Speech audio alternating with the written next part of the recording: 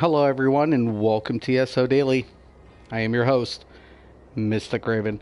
Alright, guys, so I've been busy the last couple of days. So I've been in the sewers and in the districts farming, but not for Telvar for storage boxes. But in there farming Telvar for gear. And the reason being is because of this build that I'm introducing you guys to today. This build is just not right whatsoever. It's all sorts of disgustingness. I'm not gonna lie. It probably deserves a Nerf bat, and it is pretty wicked. I love this build. I'm not even finished with this build, to be honest with you guys, but I'm going to introduce you guys today to the Polar Shift. Alright, so let's get into it. I'm going to go into the character sheet first. Okay, this is a Warden tank build, right? No other class is going to be able to do this. They can, replicate the gear, but as far as the layout and the schematics and the way the build goes, it's specifically designed for the Warden. So keep that in mind. So if anybody's going to ask, can I use this on another class? No, not really. So let's go ahead and get into this. Max Magicka, 13,872. Max health without the minor toughness. Very, very important. Without minor toughness, because you will be applying minor toughness to this build. It's 37,619 with minor toughness applied. In Cyrodiil, you're hitting 41k, and there's a reason why, and I will get into that. Stamina recovery, max stamina 19,224. Magic recovery 1,082. Health recovery 1,492. Stamina recovery 1,082.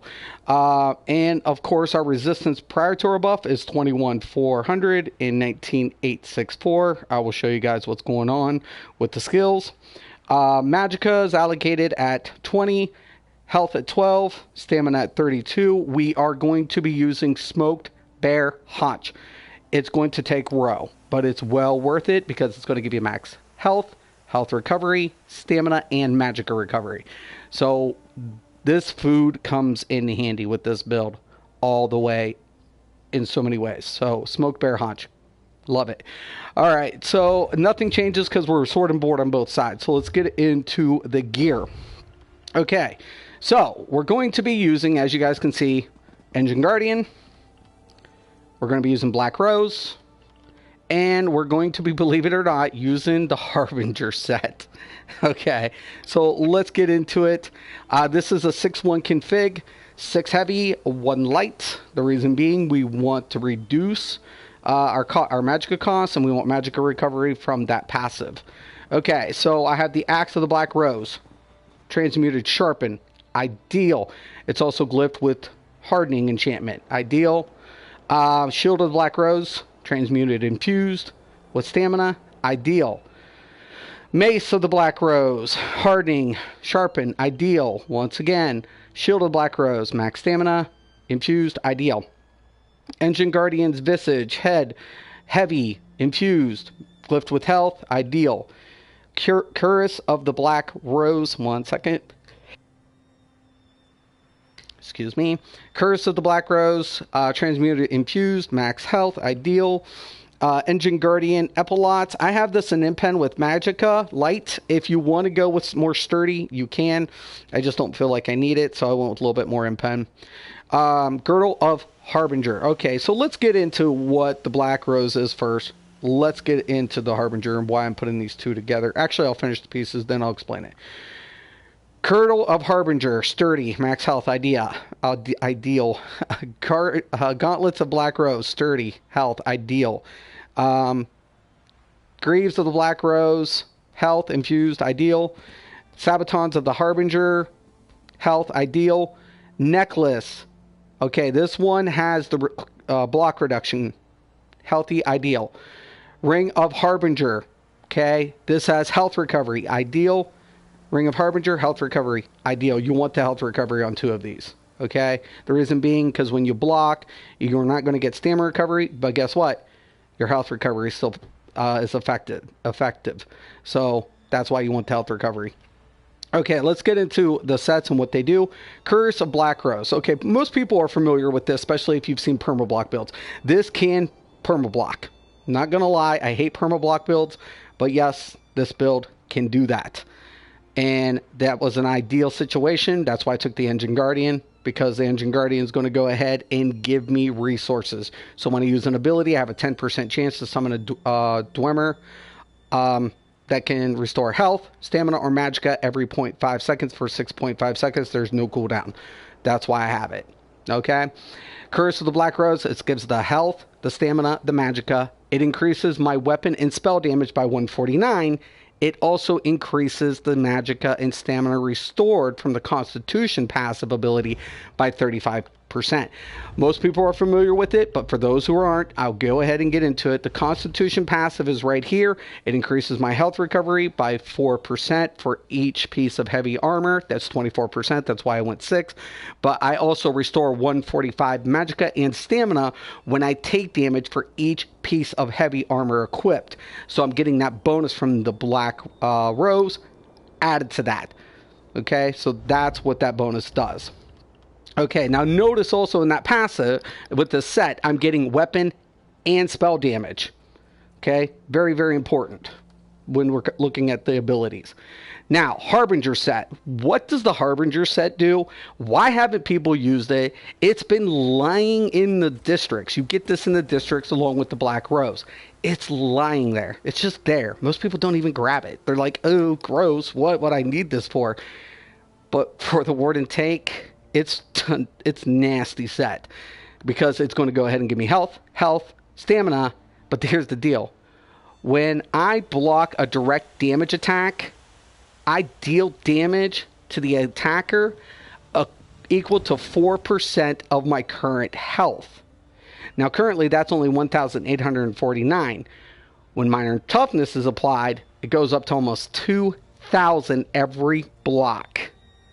Every time I block a direct damage ability. So if it keeps ticking and I keep getting attacked, guess what? They keep getting hit.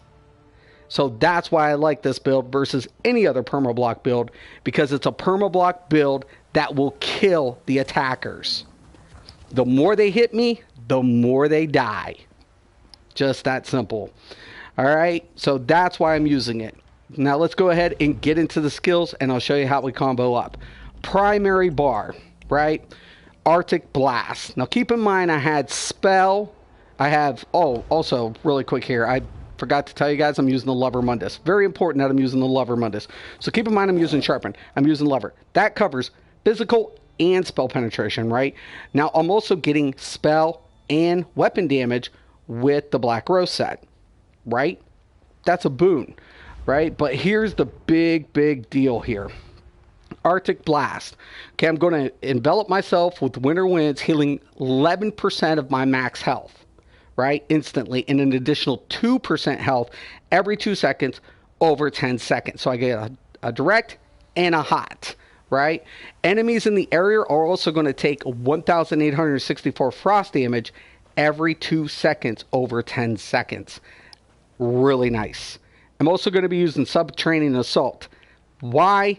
Simple. Major Fracture, Major Breach. It's going to reduce their penetration by additional 5,280 for 10 seconds. It's an AoE effect. And guess what? It also stuns them, potentially. So, yeah. Great, perfect, or I don't even know this one's done, but it deals poison damage. Really good. It's good stuff. Really like this ability. Get the debuff, hit him with an AoE. Excellent. Bone Shield. Now, this is going to get morphed to Spike Bone Shield. Everybody knows if I roll tanks in Cyrodiil, I use Spike Bone Shield. Why? Because when they hit me, it's going to go ahead and it's going to deal damage back to the amount I absorb. That's not going to change. I just haven't got it morphed yet. So this is going to be morphed to Spike Bone Shield because I want to get hit. Keep that in mind that I'm using a Harbinger set. So that's going to stack. So I'm going to get the Harbinger effect and I'm going to get the Spike Bone Shield effect. Really nice. Now I'm also going to place Absorb Magicka because that's going to go ahead and be able to absorb spell projectiles, healing myself for 14% of my max health, plus I get that nice reduction. I'm going to put Mystical Guard on both bars. So if I have an ally with me or person I'm PvPing with, I can go ahead and guard them, and that's going to also give us the minor vitality buff, increasing my healing received by 8%. Now I'm also going to use Enchanted Forest as one of my ultimates. The reason being, it's pretty cheap. I generate 20 ultimate if the initial heal is used on a friendly target under 50%. So this has a lot of support application as well. So keep in mind, I'm debuffing. I have an AoE debuff. So I'm facing a Zerg. I get to debuff them. Remember, caps are being removed. So if I hit them, they get debuffed. 5,280 off of all their resistance. Now I can also heal my party members. Also, I'm offering a synergy that, guess what? It's going to go ahead and reduce their damage. Perfect. Okay, back bar. Shivering Shields. One of the major things I notice about Perma-block tanks is a lot of people like to range them, especially debuffing with lethal injection and stuff. That's where this ability comes in. Because why? I'm going to go ahead and spin the shield around me, absorbing 31,600 damage from 3 projectiles. Now here's the kicker. Each time I absorb a projectile, I'm also going to restore 5,780 magicka, and I gain major heroism for 6 seconds, granting me 3 ultimate every 1.5 seconds. Now that's huge because guess what? Engine Guardian, Black Rose, Shimmering Shield, and, yep, Bull Netch. So Bull Netch is going to give me what? Major Brutality and Major Sorcery. So keep in mind, I'm used my 2 attack abilities, Subterranean, which is a stamina-based ability, and Arctic Blast, which is a magical-based ability. So I need to amp those. So how do I do it? Well, that's perfect. Bull Netch. It's going to go ahead, cost me nothing, gives me stamina return, and then on top of it, I'm getting Major Brutality and Major Sorcery. Perfect.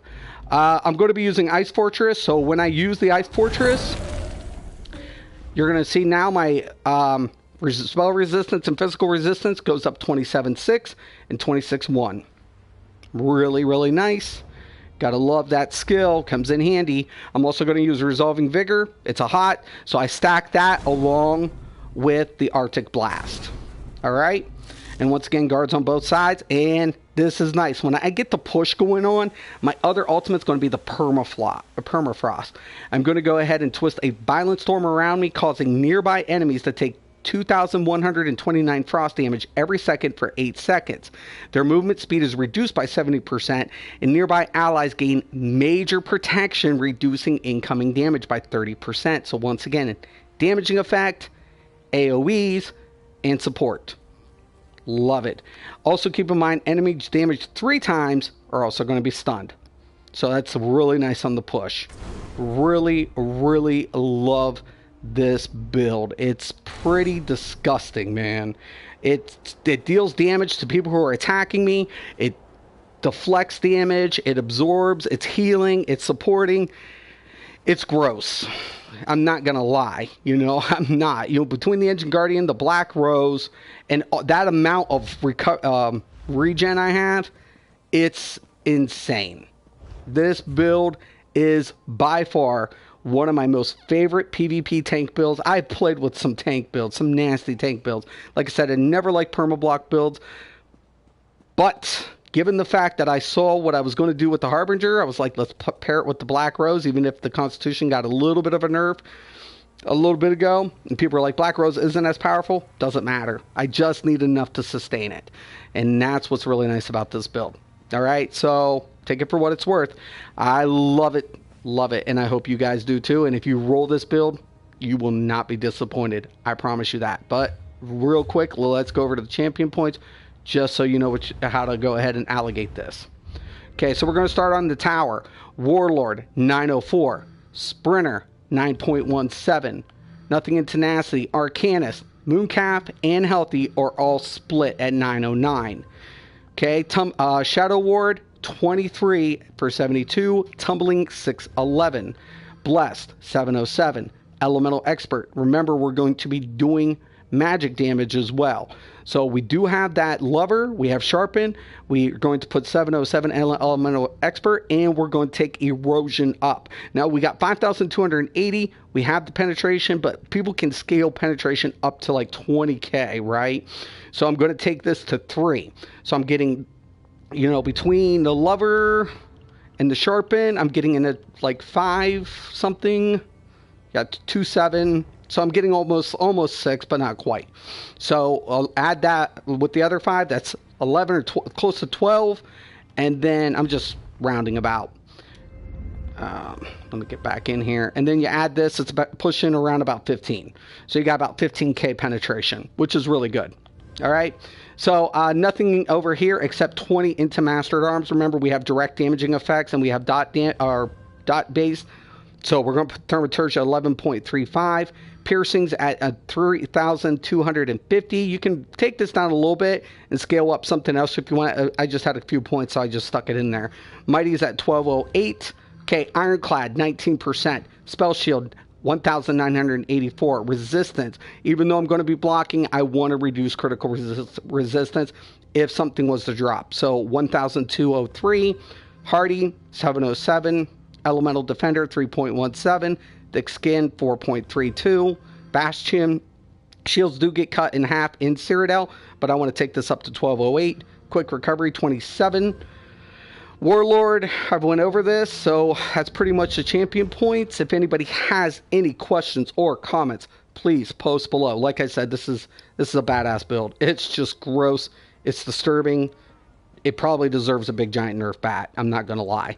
But until something happens, I'm going to roll it. So, hope you guys enjoy it. Thank you. I'm Mr. Craven, this CSO Daily. Once again and always, have a nice day.